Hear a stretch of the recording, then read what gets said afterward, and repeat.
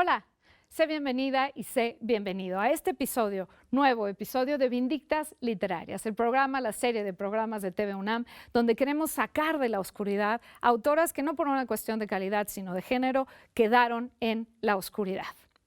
Nos enseñaron a ti y a mí que era más natural leer, publicar, reconocer la escritura de los hombres.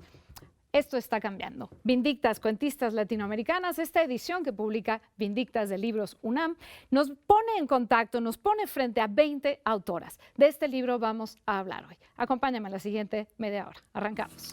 En pleno siglo XXI, la evolución de los feminismos activa un contexto lleno de respuestas y también de nuevas interrogantes.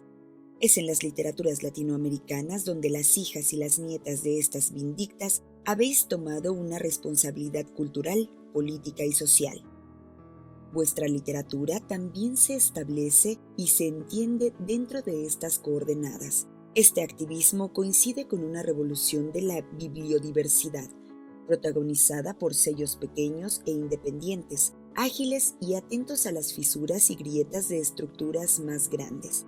Pienso que una de las cumbres recientes de este movimiento es la colección Vindictas. En estos cuentos se escribe del cuerpo sin esconder sus fluidos. Se habla de sangre, de lágrimas, de olores. Está presente una fisiología que hace avanzar las historias a través de lo que va secretando. Un aspecto básico de la antología es la conciencia que abre el diálogo entre el cuerpo propio y su entorno. La conciencia de mi cuerpo es mi reivindicación y mi transgresión dentro del orden político que establece la marginación de la mujer. Estoy feliz de ya estar aquí en el foro de Vindictas Literarias, nada menos que con la mamá de Vindictas Literarias, con Socorro Venegas. Socorro, ¿cómo estás? Encantada aquí de nuevo para platicar de otro libro. Querida Julia, pues feliz de conversar contigo sobre Vindictas, que es la conversación inagotable. Inagotable desde todo punto de vista. Déjame presentarte muy brevemente. Presentamos a la autora de la que vamos a hablar y nos vamos a escuchar un fragmento. Socorro Venegas, ya lo dije, es la mamá de Vindictas Literarias, porque sí, ella creó esta colección que, digamos, amplifica la voz de las mujeres. Ella es titular de la Dirección de Publicaciones y Fomento Editorial de la UNAM y en otra ocasión, en otro programa, ya mencioné también su costado como narradora, hablé de sus novelas y ahora solamente quiero enfatizar sus 3 libros. El más reciente, de cuento, se llama La memoria donde ardía, pero tiene también Todas las islas y La muerte más blanca. Y la primera autora de la que vamos a estar hablando es Mimi Díaz Lozano y de una vez doy mínimos datos de ella. Nació en Tegucigalpa, Honduras, en 1928 y aunque fue redescubierta en 1999 por una crítica literaria, en realidad su primer libro se publica en 1959, se llama Sendas en el abismo y son 13 cuentos que podrían haberse ubicado, haberse situado en cualquier ciudad latinoamericana, porque tratan de violencia, desamparo, frustración, fracaso, hambre, es decir, la realidad que vivimos todos. Pero Mimi Díaz Lozano fue precursora en las vanguardias y, por supuesto, mientras Carlos Fuentes en esos mismos años está publicando La región más transparente, Mimi Díaz Lozano en Honduras está haciendo una búsqueda estilística, formal y de contenido y murió apenas en mayo de este 2020. Vamos a escuchar un fragmento de su cuento Ella y la noche, leído por Lola Ancira, y venimos a platicar de ella. Ella y la noche. Dios, la noche y el dolor en su cuarto misérrimo. Él lo dijo, parirás tus hijos con dolor, y el apotegma no se detiene, se arrastra por su cauce, infinito, va de mujer a mujer, rueda por el tiempo sin división ninguna, con duración ilimitada. Y ese padecer cósmico, que no es materia, que no se puede ver ni tocar, tan abstracto como la noche, se la lleva, ella lo presiente. Su intuición más firme, esa que nunca falla porque se encuentra en la base, en lo que del ser nunca es destruido, se lo afirma. Es engendro de su misma esencia, porque todo va perdiendo importancia, porque aunque sus manos se deslicen por todo su cuerpo, ya no se palpa ni el vientre hinchado, ni las caderas ensanchadas, ni las facciones de su rostro, ahogadas en sudor.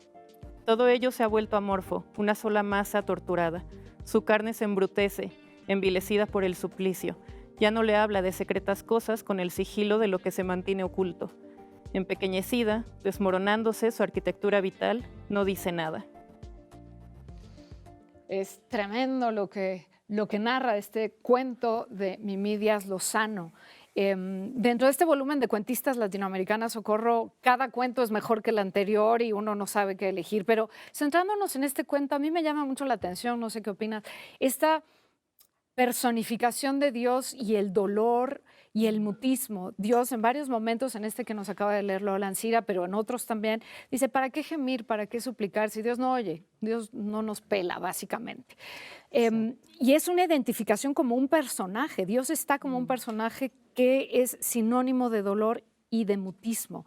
Un cuento sobre la maternidad, tú lo mencionas en la introducción de este volumen, que es tremendamente doloroso. ¿Qué te llama la atención? Bueno, este fue un cuento que cuando lo leímos, Juan Casamayor y yo, que es el otro compilador de Vindictas Cuentistas Latinoamericanas, cuando lo leímos quedamos absolutamente pues, conmovidos por este relato, donde, como tú bien dices, está esta mujer que está en el momento de parir y que se dirige a un Dios, a una presencia absoluta, pero se dirige a través de su ausencia, ¿no? Sí. O sea, ella sabe que cualquier grito, cualquier voz, cualquier llamado va a proyectarse en la nada, ¿no? Eso ella da por hecho que está pariendo en la más tremenda soledad, aun cuando hay dos hombres allí en el mismo cuarto que ella, el médico y el padre, el marido, el padre de la criatura, que son tres presencias masculinas equivalentes. Está Dios, está el médico y está el padre del niño, pero realmente ninguno la acompaña. Están además el padre pendiente del niño, ¿no? En el momento decisivo en que tendría que decidir a quién hay que salvar, él no va a optar por la madre, por la mujer, ¿no? Y además lo dirá en los peores términos, usando un lenguaje absolutamente despectivo hacia ella. No hay ninguna empatía, ¿no? Por el dolor, por el trance en el que ella está atrapada en ese momento. Entonces, es un cuento tan breve, de una intensidad, que te mantiene en una tensión totalmente al filo para ver qué es lo que va a suceder, cómo va a resolver ella además, que en un cuento tan breve repite una frase que tiene que ver con el vacío, con la ausencia, con el dolor.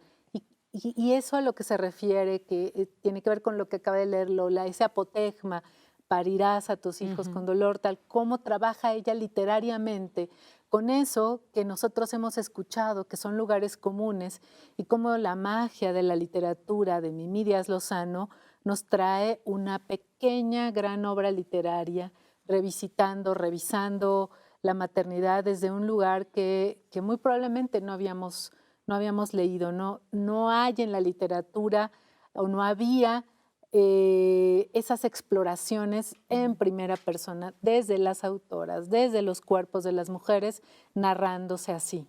Y además es tremendamente desoladora la identificación de ella con el niño como los vulnerables, como los que no sirven para mucho, en contraposición a estos tres personajes masculinos que ya mencionabas. Hay un contraste brutal y uno termina el cuento y casi podría sentarse a llorar porque es una historia repetida, pero que la literatura, como bien lo señalas, capta y condensa en, ¿qué son? 3, 4 páginas. Y ya, no necesita decir nada más. Con eso entendimos todo lo que la autora quería decir. Es tremendo. Sí, porque va mucho más allá del dolor físico, ¿no? De la parturienta. Estamos hablando de un dolor que nada va nunca a sanar. No sabemos qué va a resultar después. El cuento no tiene la intención de mirar al qué sucede luego, pero es muy importante hablar del niño, ¿no? El momento en el que ella se refiere al niño y le confiere una autonomía. Yo veo allí una muestra de respeto increíble, una manera de señalar a ese nuevo ser como alguien que, sin importar el tiempo que pueda estar vivo, ha tenido una existencia ya separada de ella Y ese es un momento que a mí me parece brillante en el cuento. Muy de acuerdo.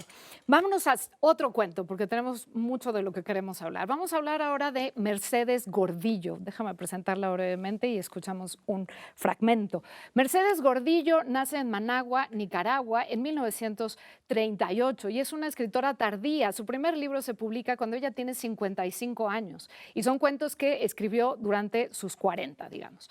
Ella en los años 70 tiene en Managua una galería de arte, desde la cual impulsa no solamente el arte visual, sino la cultura en general. Y en los 80 es consejera cultural de la Embajada de Nicaragua en México. Así que Mercedes Gordillo es una autora de la que vamos a estar hablando ahora porque queremos escuchar primero el fragmento que tiene para nosotros Lola Ancira y luego hablar de su cuento. Vamos allá.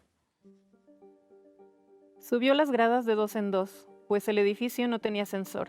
Mientras sacaba la llave de su bolso, pensó llamar al policía que usualmente permanecía apostado frente al primer piso, pero ya casi llegaba. Decidió enfrentar sola la situación. Sin recurrir a la llave, optó por tocar el timbre del departamento. La puerta se abrió. Una mujer madura, algo gorda, sonriente y amable, en actitud tranquila, dijo: «Buenos días. ¿Qué se le ofrece, señora?».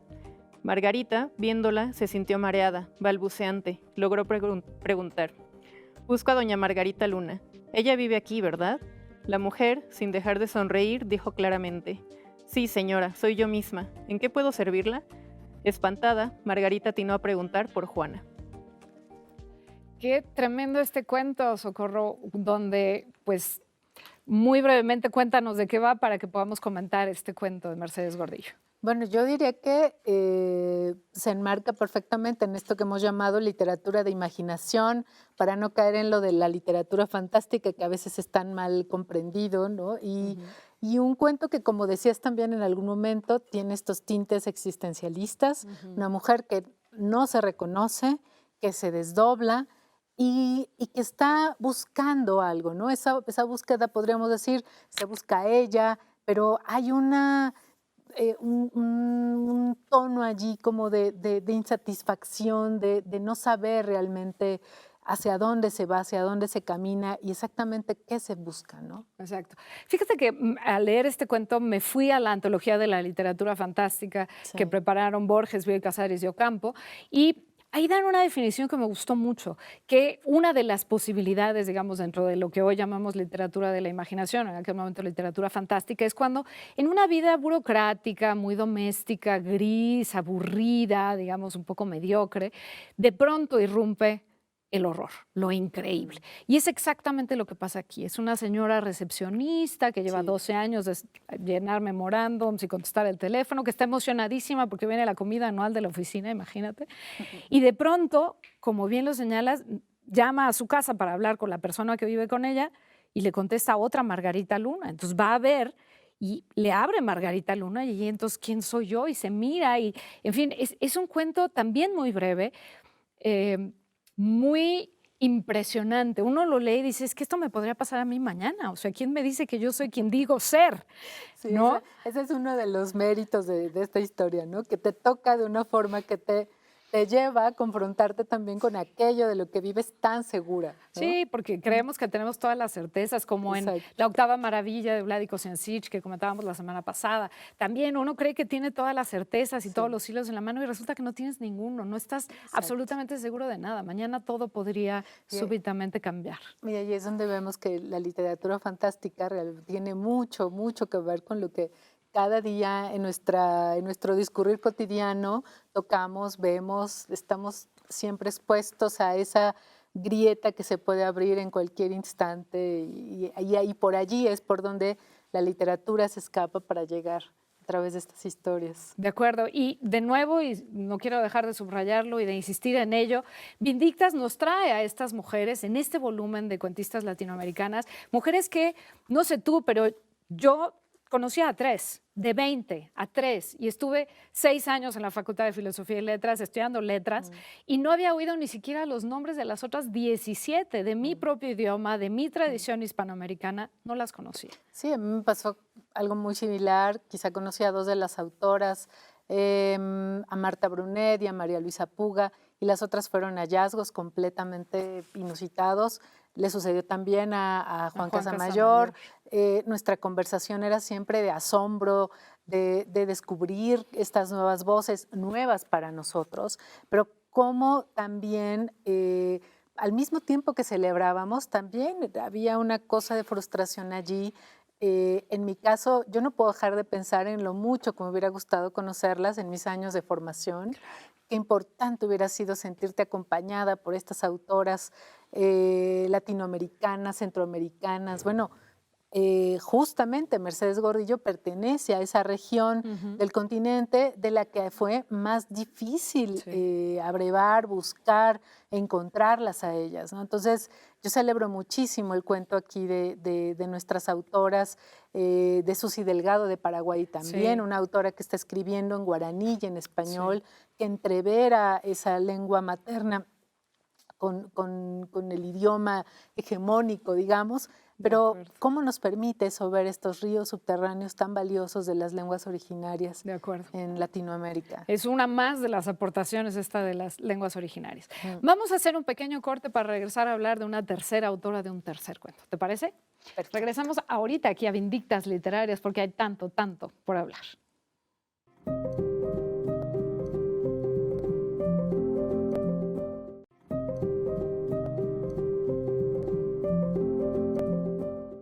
Y cuando supo que podía resistir a los asedios y tentaciones de una época desventurada, la paz se había instalado en su espíritu.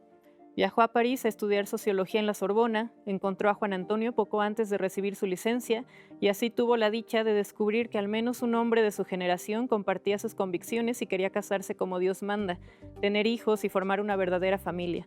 Nada había venido a entorpecer sus planes. ¿Por qué ahora sentía de nuevo la angustia que tanto la había hecho llorar de niña? Isabel se estremeció. Las piezas del rompecabezas se iban organizando en su mente de un modo a la vez fácil e inquietante. ¿También mi abuelita? Niña Josefa también. Pero, ¿qué hicieron ustedes con...? Niña Josefa está ahí mismo, con el mandinga que la amó. ¿Dónde? En el río, tranquila. Isabel estaba en el más completo estupor. La abuelita, ¿quién iba a creerlo? No podía imaginarla joven y enamorada. Tienes calor, dijo el mandinga. Era verdad.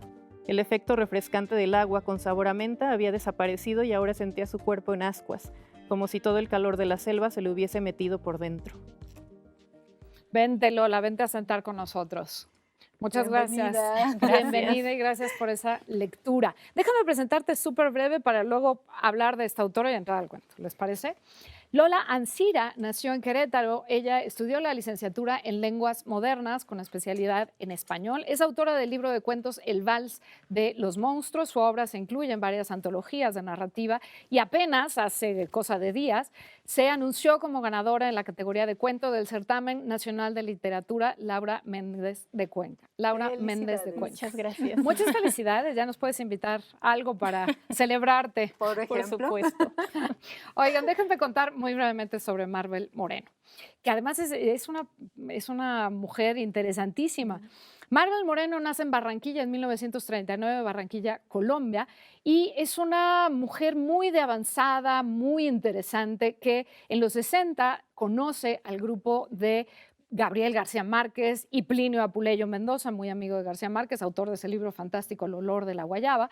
Se casa con Plinio Apuleyo, se van a Europa y allá Marvel, digamos que se empapa de mucho de lo que estaba ocurriendo en ese momento, conoce escritores, escritoras y, bueno, desarrolla una obra narrativa que es muy impresionante y que yo vuelvo a decir, yo no conocía a Marvel Moreno. Lola, ya nosotras platicamos un poco. Cuéntanos muy brevemente de qué va este cuento Barlovento y luego lo que quieras destacar de lo que quieras señalar. Ok, pues tenemos a esta protagonista que, como leí en el fragmento, se va a París a estudiar. Ella sigue las tradiciones establecidas por el patriarcado, por la hegemonía, se quiere casar, quiere tener hijos, y viene de una estirpe femenina que básicamente lo que hace es lo opuesto. El cuento también gira en torno a un lugar que está en medio de la selva, entre ríos, es húmedo, entonces tiene varias características que se vinculan con lo femenino generalmente, y también tiene que ver con mujeres libres que buscan su libertad, que descubren su cuerpo, su sexualidad también. Entonces, ella vuelve por la muerte de la abuela y hay una transformación completa de la protagonista. Eso me encantó porque al final descubre precisamente su propio cuerpo, lo que quiere, no lo que estaba establecido y lo que debía seguir. Y bueno, tenemos esta transformación que me parece maravillosa. Es un cuento también de los más extensos Sí. y se disfruta muchísimo porque es una lectura muy ágil. Entonces, se van descubriendo también los secretos de la abuela. Ella parece que no conocía a su abuela realmente y se va también asombrando mucho de todo lo que descubre hasta pues darse cuenta que ella realmente sí iba a seguir la estirpe femenina de su familia. La transgresora, Exacto. no la que Sí. tendría, digamos, Sí. entre La comillas. línea más interesante, además de Sí, por la línea de mucho. sangre más interesante en esa familia.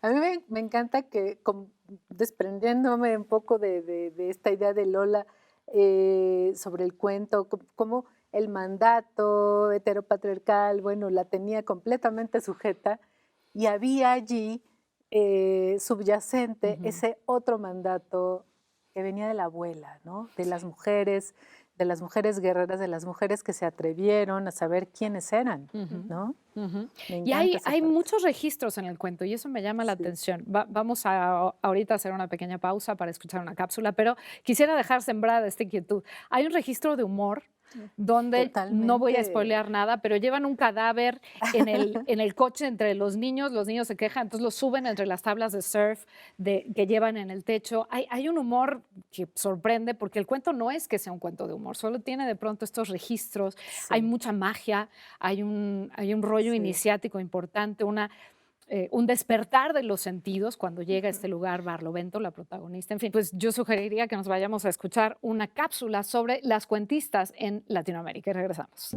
La revolución feminista del siglo XXI, que apenas empieza, ha visibilizado múltiples formas de violencia, entre ellas la exclusión casi total de las mujeres de la historia universal de la literatura. De Homero a Shakespeare, de Cervantes a Rulfo, leemos casi exclusivamente a hombres. Las escritoras latinoamericanas lo dicen con franqueza. Nuestro canon es heredero de un modelo heteropatriarcal blanco. Les becarias de la Unidad de Investigaciones Periodísticas buscaron a escritoras y periodistas contemporáneas para que comentaran la antología. El resultado es una reflexión sobre el acto de escribir desde el cuerpo femenino en América Latina. Es como si se hubiera desbordado una presa, dice la reportera y escritora Daniela Rea. Las voces de tantas escritoras latinoamericanas que habían sido silenciadas durante décadas comienzan a ser revisadas en la academia, se reeditan y aparecen en los estantes de las librerías. Esas voces, esas experiencias juntas, son como una cascada de agua fresca que nos está empapando. Ya estamos de vuelta para seguir platicando de este volumen Vindictas Cuentistas Latinoamericanas. Lola, ¿qué te absolutamente apabulló de este cuento o del libro en general? Porque hay mucho que comentar. Pues de este cuento las dualidades. Primero la dualidad entre lo urbano y lo rural y luego también entre lo racional y lo no racional o lo que no se puede comprender que tildan como brujería y que más bien es otro tipo de conocimiento que está muy ligado a la naturaleza. Entonces eso también me gustó muchísimo del cuento. Yo amo la antología y me la Ujú. paso recomendándola cada que puedo. Entonces pues de la antología que les puedo decir, que precisamente la pregunta del cintillo, ¿no? ¿Realmente conocemos el mejor cuento latinoamericano del siglo XX? No, la respuesta obvia es no. Y aquí está una muy clara muestra de lo que debemos leer De la otra mitad del actualmente. canon, Y ¿no? tiene que ver Exacto. con nuestro propio testimonio de lectura, ¿no? Lo que tú mencionabas, cuántas cuentistas ya conozco, cuántas no, y los comentarios que hemos recibido, Casamayor y yo, cuando nos han entrevistado sobre este proyecto, generalmente lo primero que hacen los periodistas es decir que no conocían a estas autoras, que es increíble como nunca las habían leído. Casamayor, que es editor específicamente de cuento y de cuento latinoamericano, en gran medida su catálogo se ha nutrido de autores de esta orilla, pasó también por estos hallazgos. Entonces, me parece fundamental que voces como la de Marvel, que voces como las de las autoras a las que ahora hemos leído, y después seguiremos con otro programa Sí. para abarcar a estas, o sea, son 20 cuentistas, una por toda la región, digamos, cada una abarca la geografía del español, pero no son todas, por supuesto. No, Entonces sí claro. quisiera decir que no es una antología propiamente. Quisimos presentar un horizonte de lectura, abrir la ventana, hacer un poco lo que está aquí en la portada del libro, ¿no?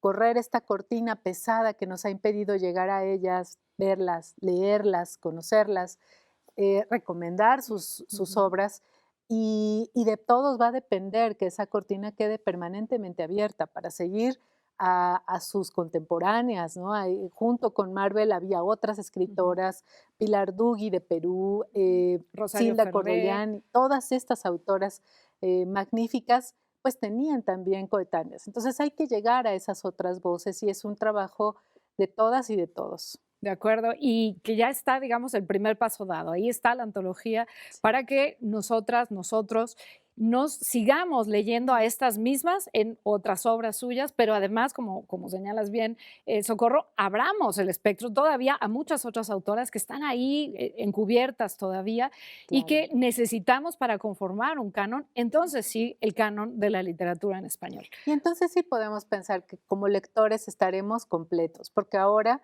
sin conocerlas, sin leerlas, estamos inacabados. Sí.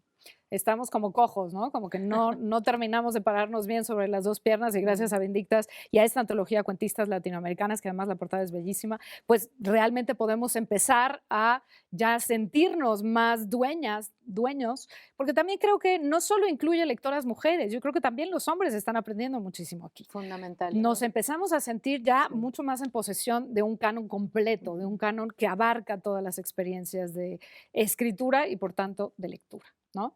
Pues muchas gracias a ambas, gracias Lola Ancira por tu lectura y por enriquecer este programa y Socorro Venegas, gracias siempre porque como bien decías en el corte fuera del aire, debíamos irnos a echar un café, sí, porque hay tanto que comentar de todo esto. No, porque se nos acaba el programa, pero no la lectura. De acuerdo. Muchas gracias por concebir Vindictas Cuentistas Latinoamericanas y gracias por estar aquí en tu Muchas programa, gracias. por cierto. Y nosotros no nos despedimos, pero más bien te invitamos a el siguiente domingo a las 8:30 de la noche aquí a través de TV UNAM.